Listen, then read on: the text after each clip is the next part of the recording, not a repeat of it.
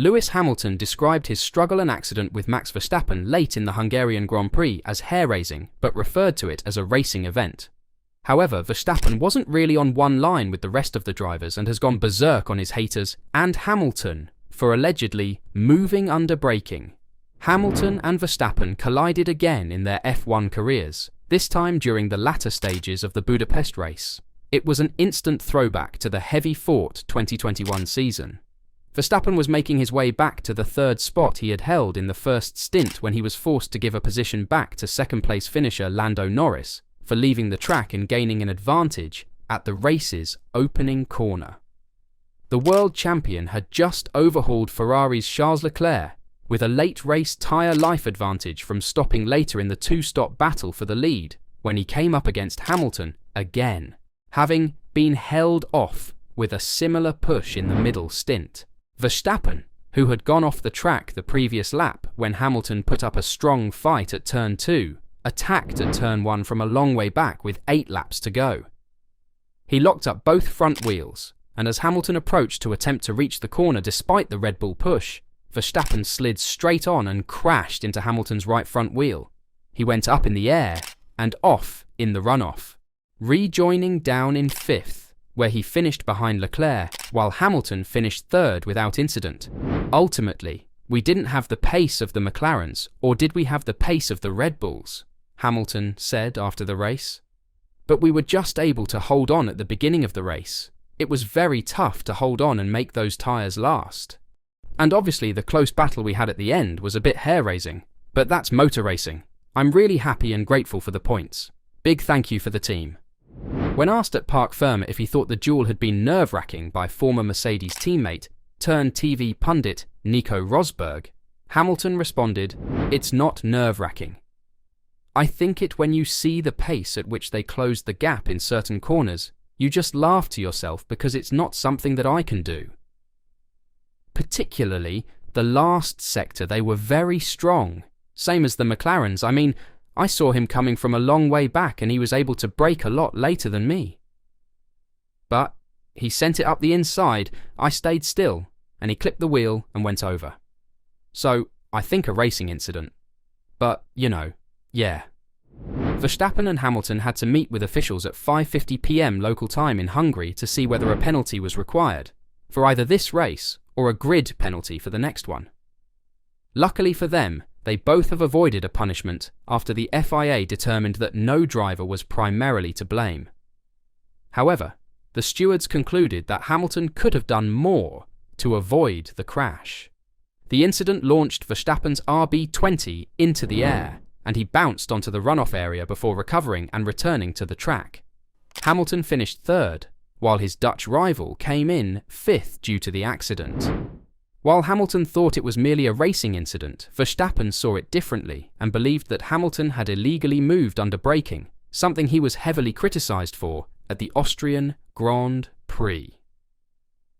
Thus, after the race, Verstappen made sure to let everyone know what he thought about it. They can all F off. I got a lot of shit thrown at me in Austria with people saying moving under braking blah blah blah, Verstappen said. I am positioning my car on the initial movement and then I keep it straight. Today, under braking, he just kept turning to the right, and that is why I also locked up, because I was going for the move. But I saw the car on the outside kept coming at me, otherwise we would have already crashed before. I had to stop the car, so that is why I locked up. The stewards disagreed with Verstappen's critiques of Hamilton's driving and, after reviewing video, timing and telemetry data, determined that the 7-time champion had stayed inside the regulations. They did, however, point out that Hamilton might have done more to prevent the accident after it was evident Verstappen was beside him. In a statement issued by the stewards, the FIA said, on the approach to turn 1, both car 44, Hamilton, and car 1, Verstappen, overtook car 23, Alex Albon. Car 44 returned to the racing line before the braking zone and commenced to turn into turn 1. Car 1 approached the turn faster than on previous laps, due to DRS, and braked at the same point as previously. The driver of car 1 argued that car 44 was changing direction under braking. The driver of car 44 stated that he was simply following his normal racing line, which was confirmed by examination of video and telemetry evidence of previous laps.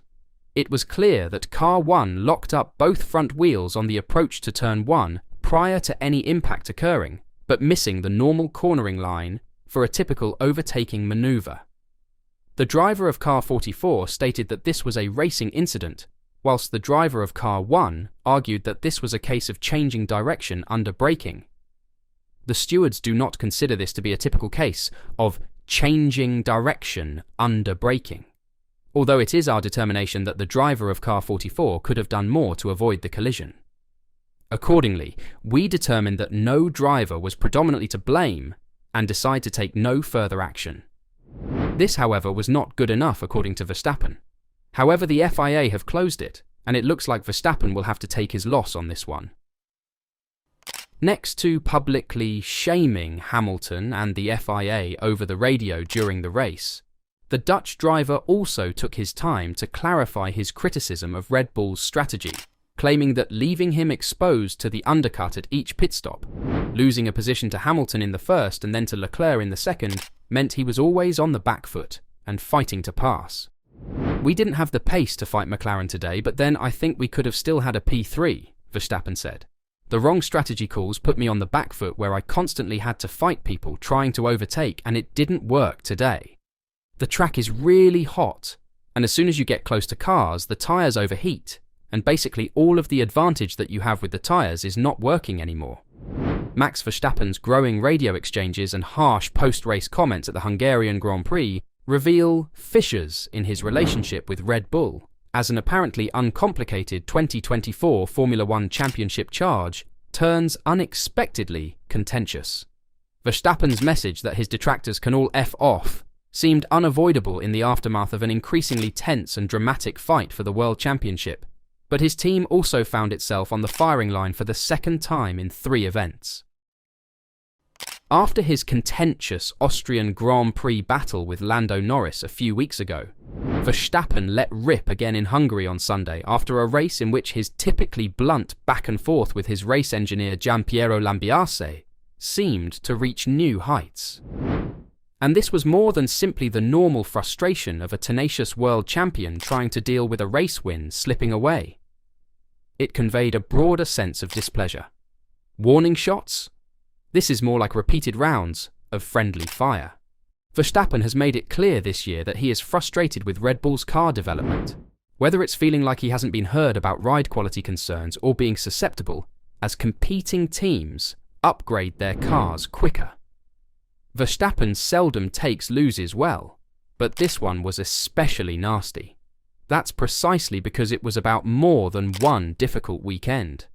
The more Verstappen believes Red Bull is demanding of him, the more he risks blowing a fuse that appears to be shortening. Verstappen has already lost control of a Grand Prix while the race was sliding away from him, most notably in Austria 3 weeks ago. That will only be worsened if Verstappen is having a terrible weekend, and much more so when he is in the midst of a difficult series of races. However, this episode may have damaged Red Bull intra-team ties even more.